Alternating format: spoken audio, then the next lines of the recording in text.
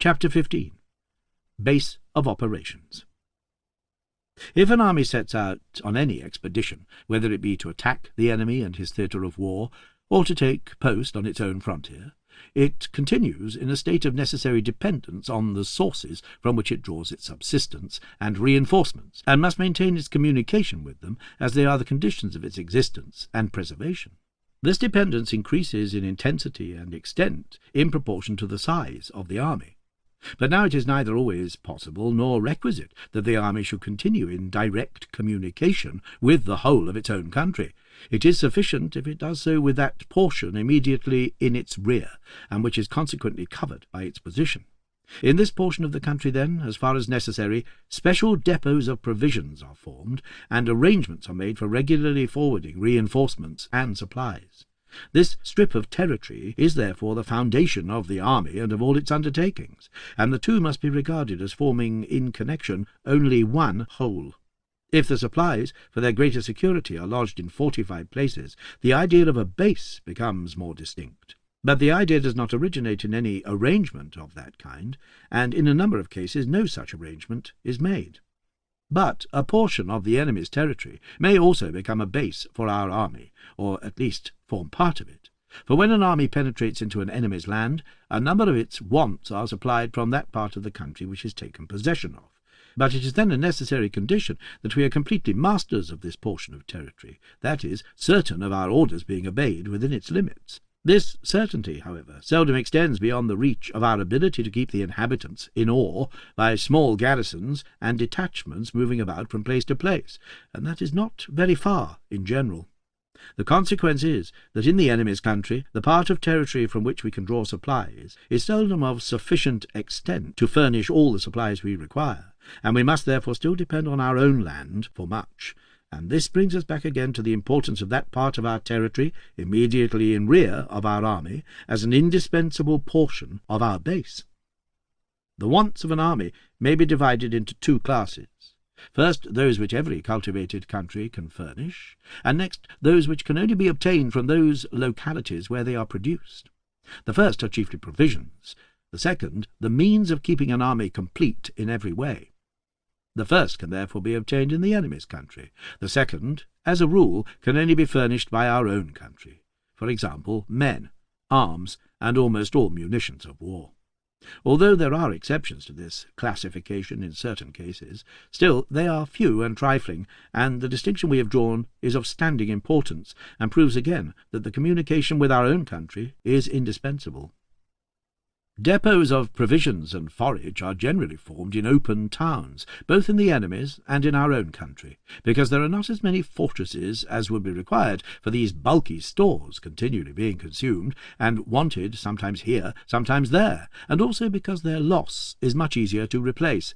On the other hand, stores to keep the army complete, such as arms, munition of war, and articles of equipment, are never lodged in open places in the vicinity of the theatre of war, if it can be avoided, but are rather brought from a distance, and in the enemy's country never stored anywhere but in fortresses. From this point, again, it may be inferred that the base is of more importance in relation to supplies intended to refit an army than in relation to provisions for food. Now, the more means of each kind are collected together in great magazines before being brought into use, the more therefore all separate streams unite in great reservoirs.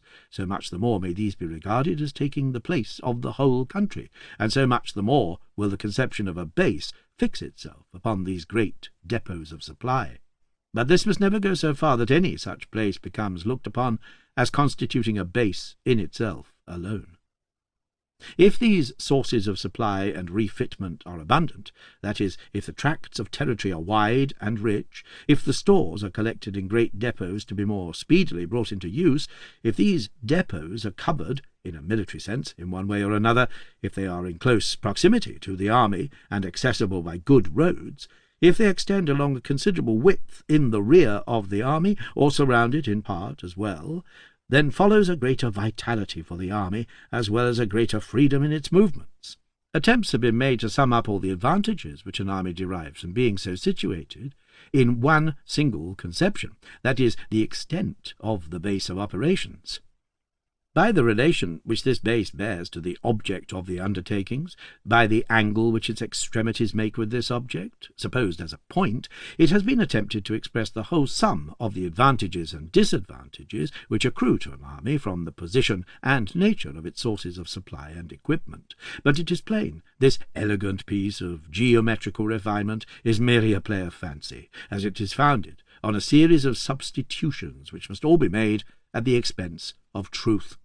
As we have seen, the base of an army is a triple formation in connection with the situation in which an army is placed, the resources of the country adjacent to the position of the army, the depots of stores which have been made at particular points, and the province from which these stores are derived or collected.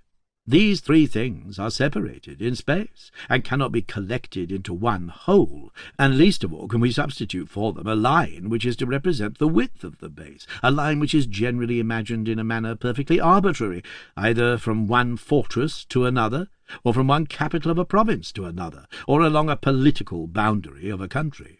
Neither can we determine precisely the mutual relation of these three steps in the formation of a base, for in reality they blend themselves with each other always, more or less.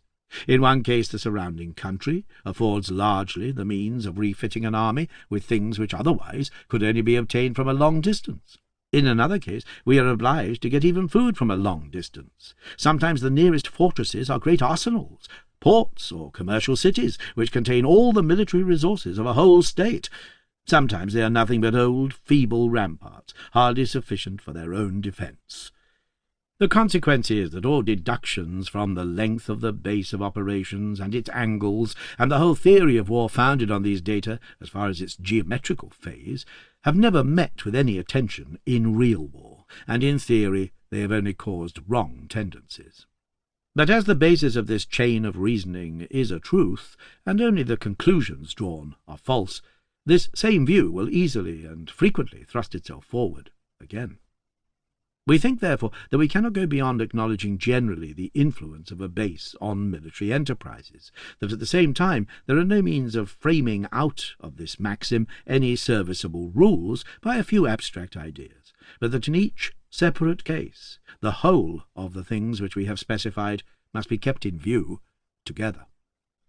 When once arrangements are made within a certain radius to provide the means of subsisting an army, and keeping it complete in every respect, and with a view to operations in a certain direction, then, even in our own country, this district only is to be regarded as the base of the army.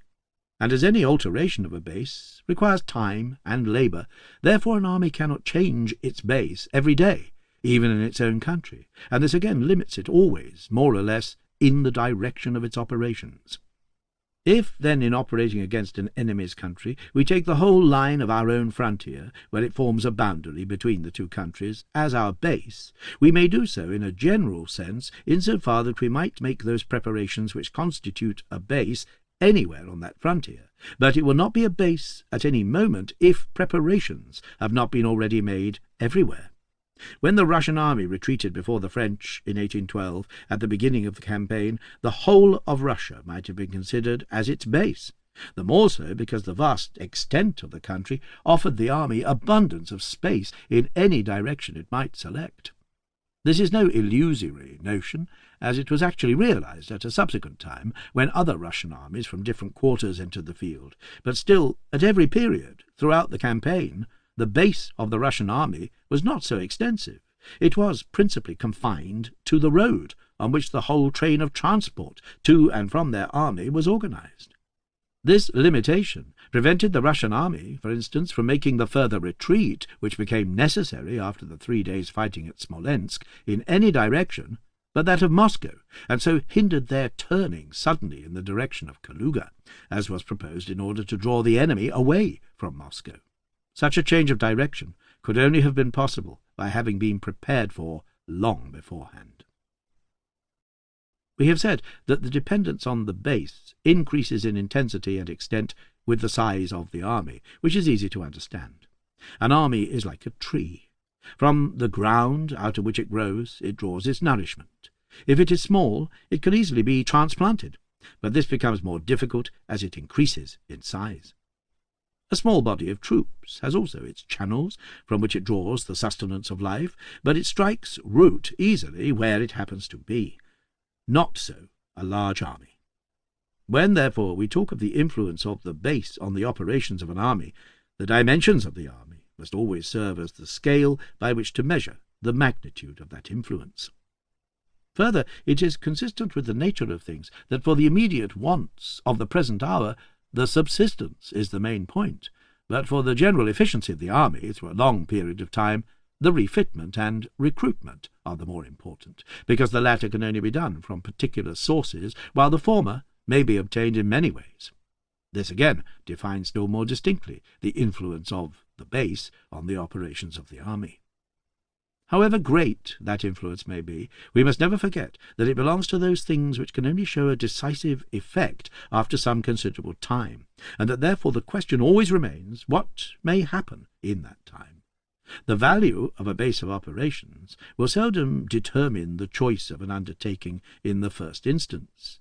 Mere difficulties which may present themselves in this respect must be put side by side and compared with other means actually at our command.